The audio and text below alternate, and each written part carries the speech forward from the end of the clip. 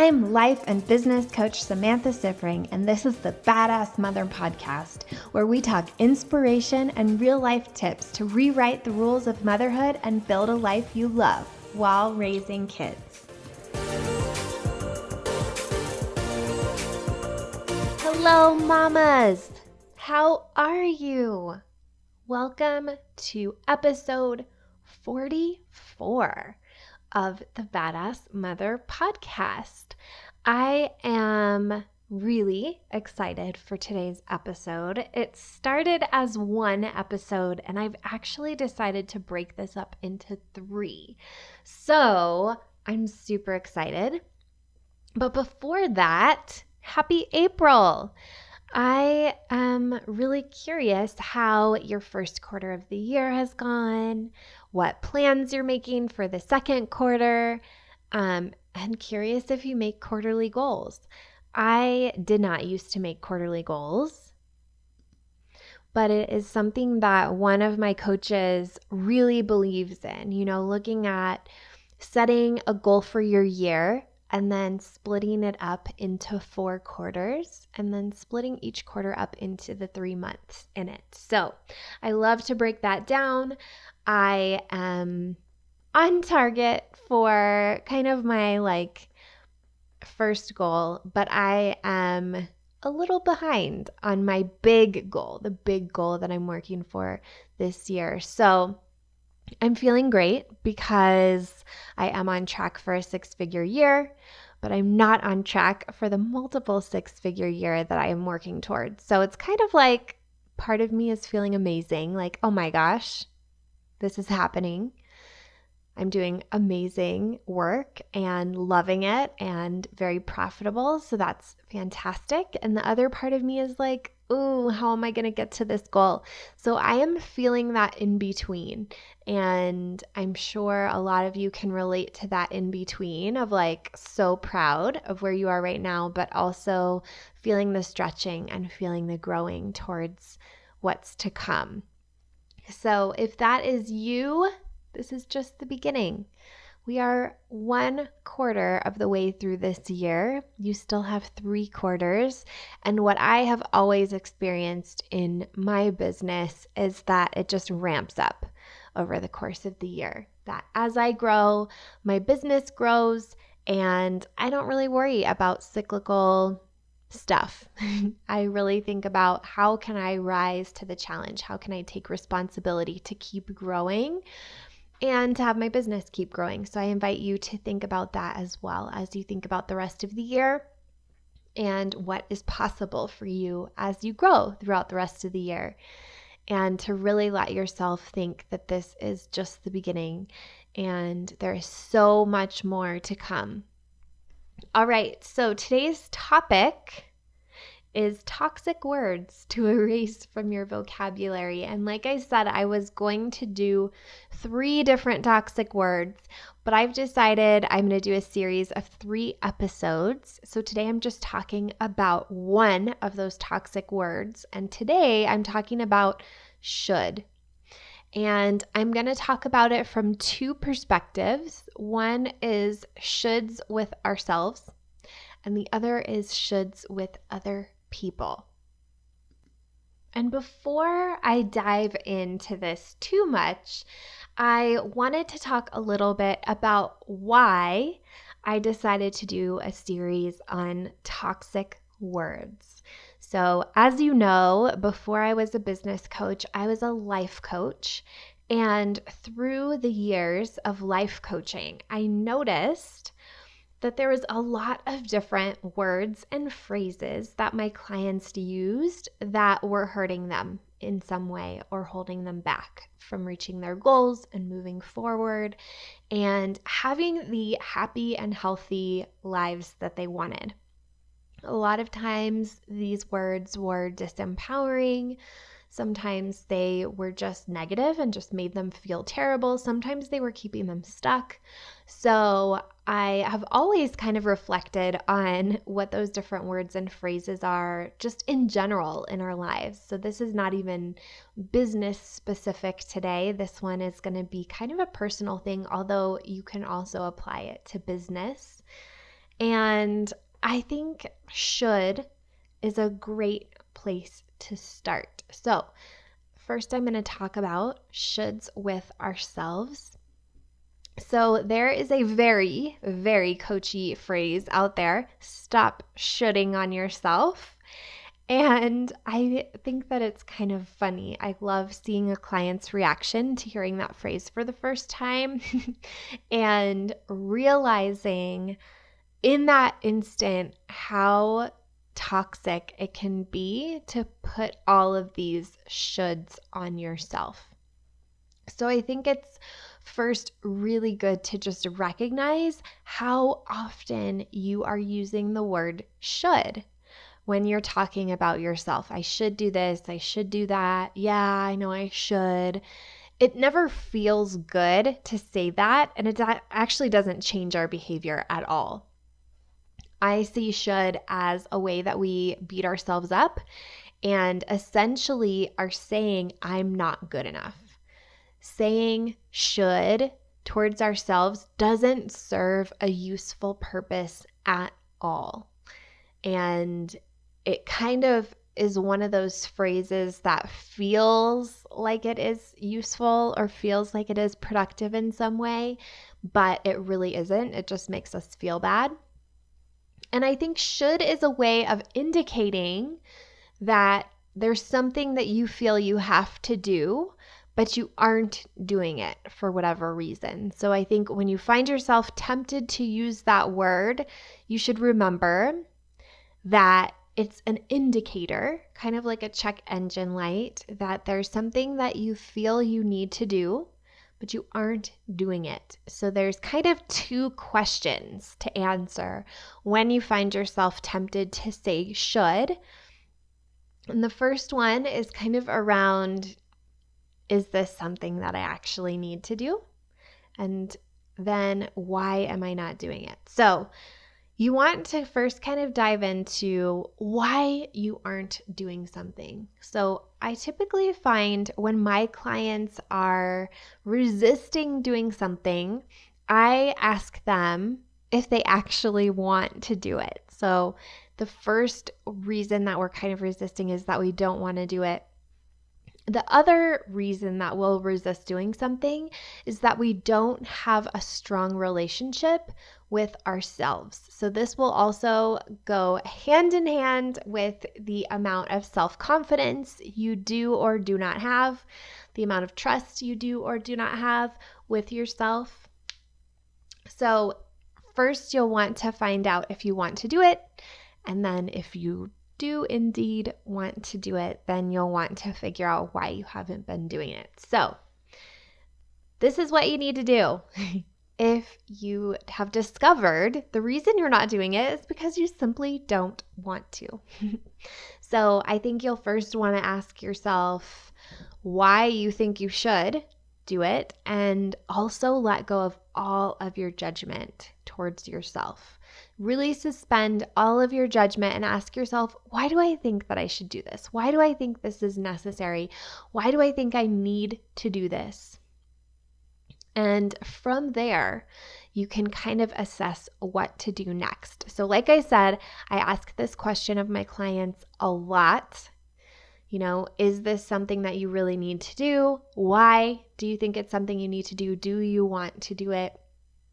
And this just came up in the past week with a client who was struggling in her business with her Facebook group and feeling a lot of conflicting feelings, mostly negative though, about her Facebook group, but feeling like it was a must. She specifically said having a Facebook group is a must. And as you know, I have a Facebook group. I love my Facebook group, but there are a lot of business owners out there that I see who have Facebook groups, and you can just tell their heart is not in it. They don't really want it, and they aren't willing to show up when the engagement isn't there. They aren't willing to stick it out when it's hard. They're in it because they think they have to do it more than this is the way that they really want to build their business. And what I want for all of my clients is for them to move towards this place where the way that they are building their business is the way that they love building and marketing their business. So I always get a little like red flag in my mind when there's a should about business, because I don't really believe in any of those. Even an email list, you guys, I know that's really taboo for a business coach to say, but if you're not going to do it well, if you're not going to love it, it's not going to work. So you either need to ditch it altogether, like my client who decided to ditch her Facebook group guilt-free and stop judging herself and focus on what she wants to do in her business, or reframe your mind around it. So this is something that I think business specific. Your email list is something that can be so useful. There's so many good reasons to have one. And sometimes reframing your mind around it can be that thing that really helps you to shift. I also see this in some of our personal things. So, feeling like I should be doing the laundry feels so terrible, right? Like I have to do the laundry. Ugh.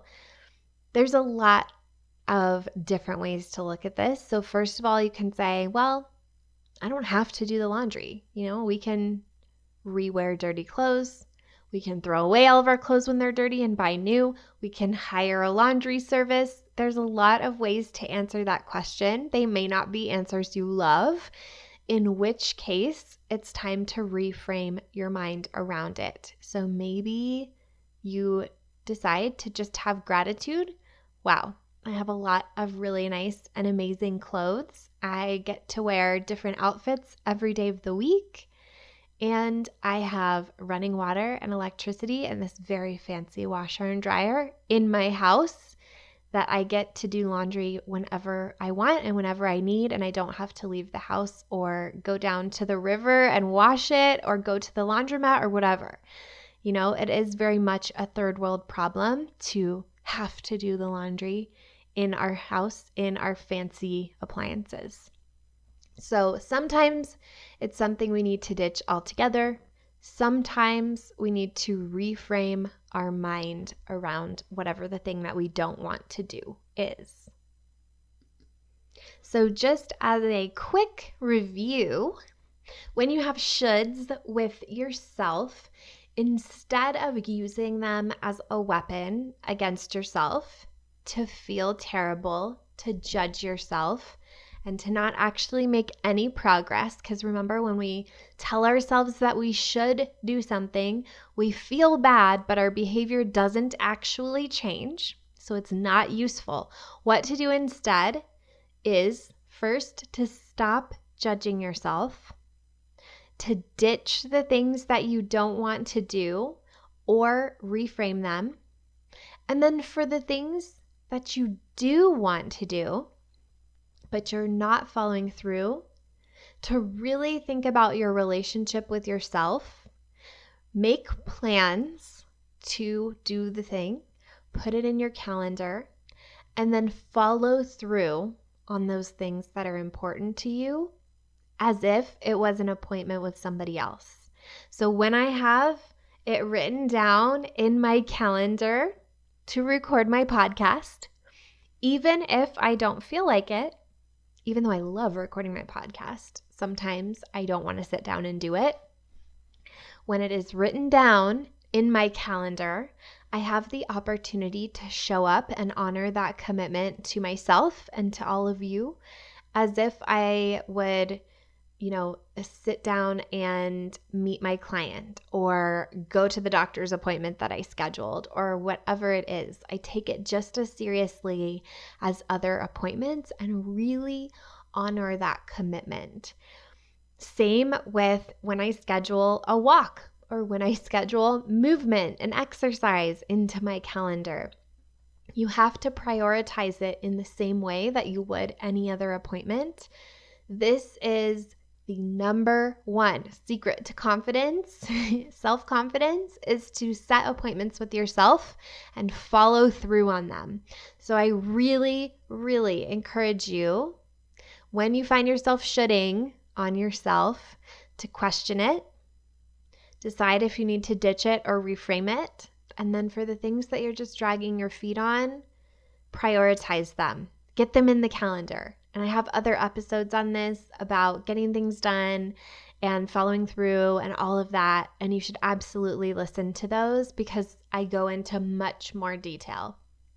But these are the secrets when we are shitting on ourselves.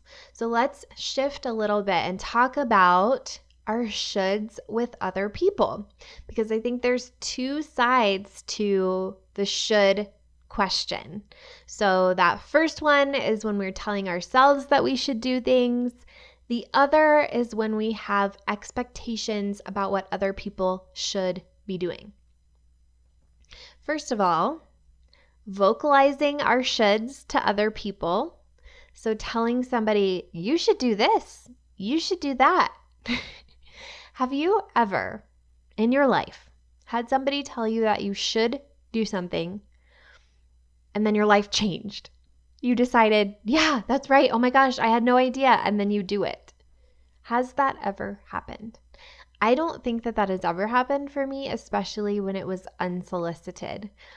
I respond so much better to a gentle suggestion like, what about this?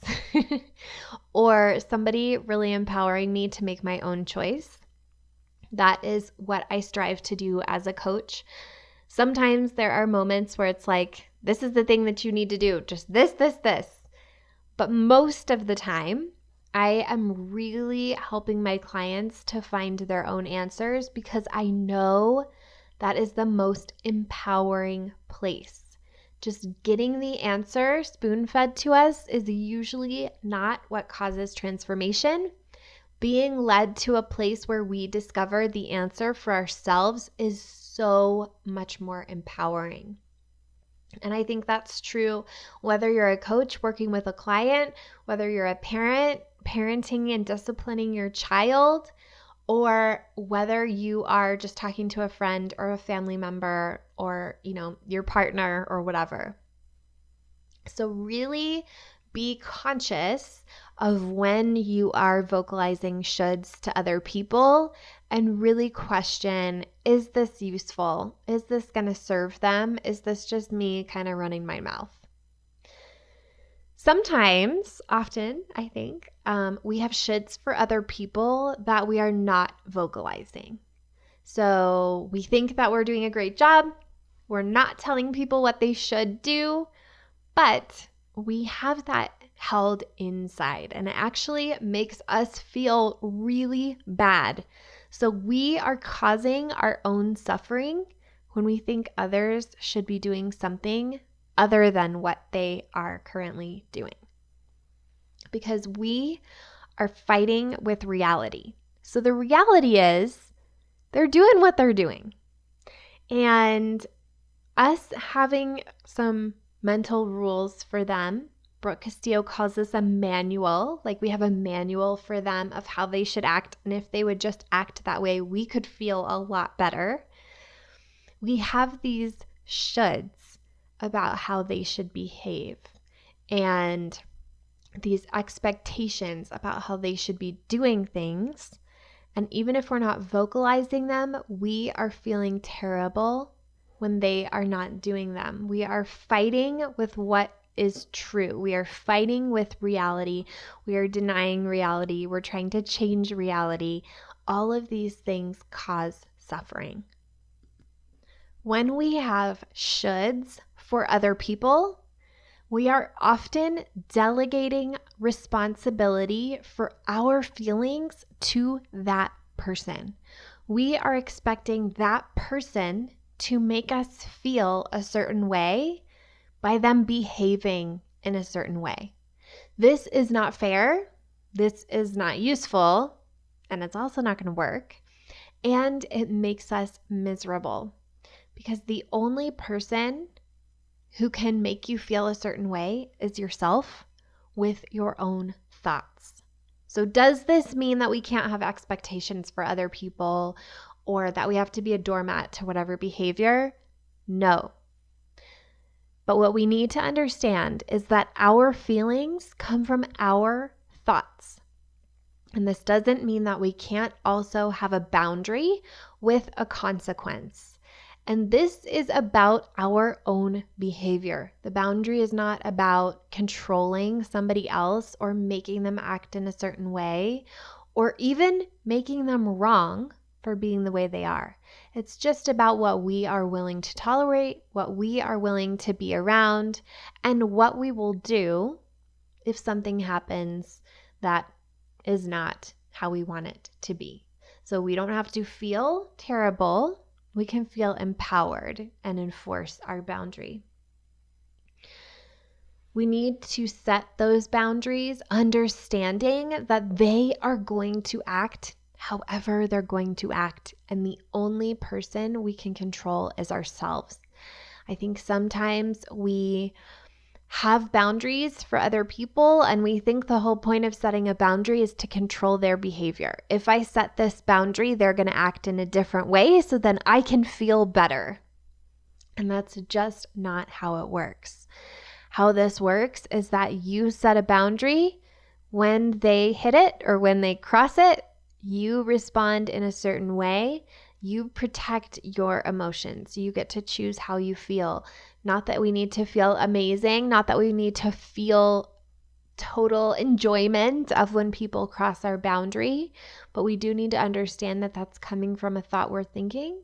And often the thought we're thinking is what they did is wrong. And that causes a lot of suffering for us. And sometimes that's totally how we want to feel. Sometimes it's totally legitimate. And sometimes it's just a judgment that they are not following a should that we have set out there. So, if the trash is full and I'm thinking my husband should have emptied the trash, I can feel a lot of annoyance, a lot of frustration, a lot of anger. Or I can just see we both live in this house, we're equal partners, the trash is full, I'll take it out and experience no suffering at all. So really think through your shoulds for other people and understand that it doesn't mean that you have to tolerate any kind of behavior. But the more that you try to argue with reality, the more that you try to make reality wrong, the more you're going to suffer. All right, so when we're thinking about our shoulds with other people, what do we do instead? First, you want to question your shoulds for other people. So you want to kind of have that mental indicator when you find yourself thinking or saying should. That should immediately be like the check engine light in your mind that is helping you to remember and then question, ooh, is this valid? Is this something that I want to cling to? And then you'll want to ask yourself, is this somewhere that I am delegating responsibility for my feelings to somebody else? And how can I take better ownership of my thoughts and feelings in this situation? And then you'll also want to be sure that you're setting boundaries and that they are about your behavior in response to the other person and not an attempt to control the other person. All right, mamas, I hope that you took a lot from this episode. I hope it gave you something to think about. The reason that I decided to split up my toxic words episode into 3 different ones is that you could take a week to really reflect on each one, that you could think about for the next week until the next episode comes out, how you're using should, how it's coming up for you. You could get some awareness, because the first step that you need to have is awareness of how you're using this word against yourself or against other people and how it is making you feel to use this word.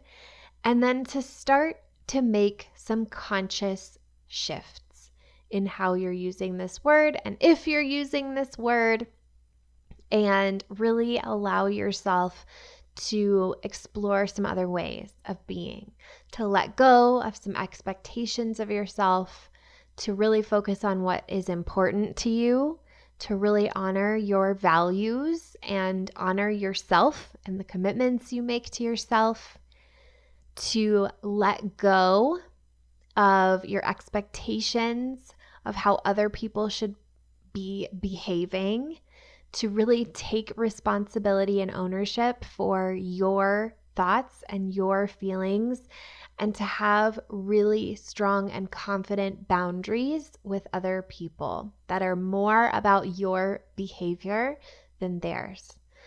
I hope that you've gotten a lot of food for thought for this. I am really excited to hear how this serves you and how you implement over the next week.